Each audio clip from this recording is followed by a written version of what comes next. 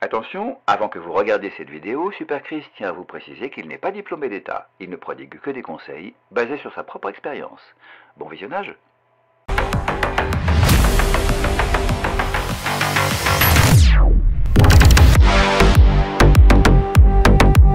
Salut à Super Team, bienvenue dans cette nouvelle vidéo. Salut Chris. Salut Bulma. De quoi allons-nous parler aujourd'hui? Aujourd'hui, je réponds à vos questions que vous avez posées sur mon onglet communauté. Oui, je prends mon temps. Questions concernant la musculation, bien sûr. Je devais la tourner dans la cave, mais ça caille. Ça sera donc depuis mon bureau, après le générique.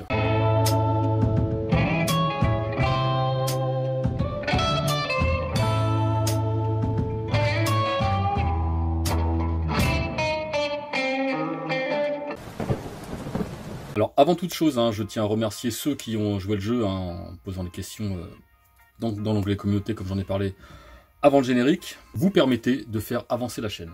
J'ai donc sélectionné quelques questions pour cette première partie. Première question.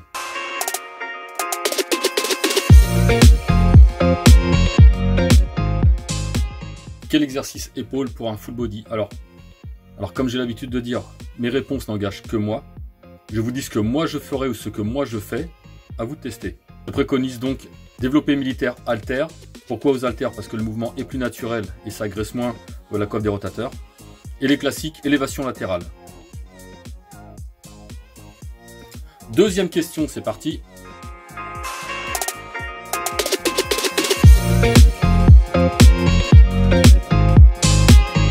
Comment remplir ses trapèzes, du moins en épaisseur? Pour moi, il y a 3 exercices efficaces pour remplir les trapèzes. En épaisseur, je parle. Rowing horizontal à la poulie. L'exercice dit du face pull. Vous amenez la poignée à hauteur du visage sur la poulie. Et à nouveau, l'exercice oiseau sur banc. Vous n'êtes pas obligé de faire ces 3 à chaque fois, sinon votre séance serait beaucoup trop longue. Mais vous pouvez au moins en choisir 2. D'ailleurs, j'ai fait plusieurs vidéos sur le sujet où j'explique comment bien réaliser ces exercices. Et si vous les faites correctement, vous devriez bien remplir vos trapèzes. Et on enchaîne avec la 3e question.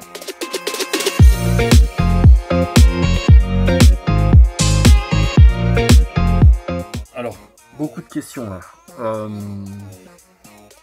J'ai fait du 5x5, j'ai fait du drop set, j'ai fait du rest pose. J'ai tout essayé. Et il faut tout essayer.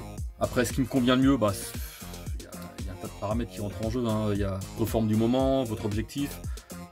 Il n'y a rien qui convient le mieux, il faut tout faire. De toute façon, quand vous stagnez, il faut tout tester. Après, concernant le tempo, vous prenez pas la tête avec tout ça, quoi.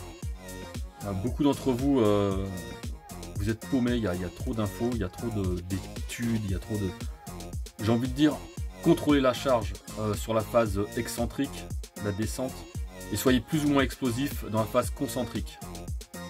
Le tempo, ça dépendra du poids de la charge. Si vraiment je devais donner une réponse concernant le tempo, je dirais, allez, 2 secondes descente, 1 seconde montée.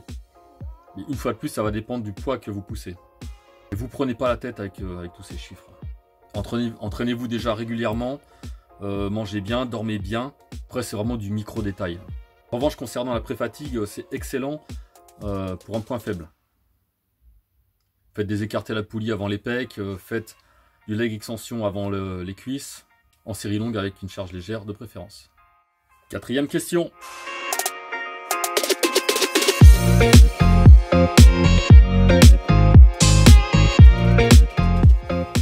Alors, 1 an d'arrêt, effectivement, c'est long. Maintenant, par rapport à quelqu'un qui n'a jamais rien fait, tu es avantagé par le fait qu'il y a ce qu'on appelle, on dit la mémoire musculaire, une mémoire nerveuse, l'influx nerveux va rapidement se remettre en place. Néanmoins, si tu n'as rien fait du tout pendant 1 an, il faut bien évidemment reprendre progressivement. Ce que moi je préconiserais, ça serait un half body pendant une dizaine de jours avant de repasser en split. Commence par tâtonner, tu vois, des séries assez longues, 15-20 répétitions, histoire de remettre le moteur en marche, on va dire. Les sensations, la congestion. Tu as peut-être moins de souffle qu'il y a 1 an si tu n'as rien fait.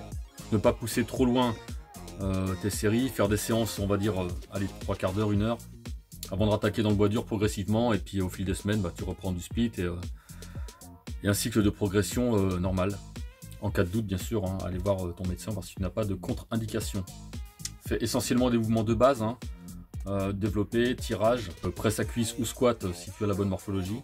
Mais inutile dès le départ hein, de faire des techniques d'intensification. Il faut déjà que tu te recrées une base. Voilà, c'est terminé pour la première partie hein, de cette vidéo questions-réponses. Je répondrai aux autres questions prochainement.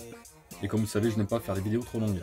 Et une fois de plus, je me répète, mais mes réponses n'engagent que moi. Merci de ne pas venir me saouler en me disant qu'un tel ou un tel a dit ça, que telle ou telle étude dit le contraire. Je vous parle de mon expérience, comme d'hab. Voilà, sur ce, je vous dis à très vite, ne lâchez rien, résistez au côté obscur de la masse. Et je vous dis à très vite, j'ai déjà dit. Tchuss. Cette vidéo mérite bien un petit pouce bleu. Si vous ne le faites pas pour Chris, faites-le pour moi. Bisous.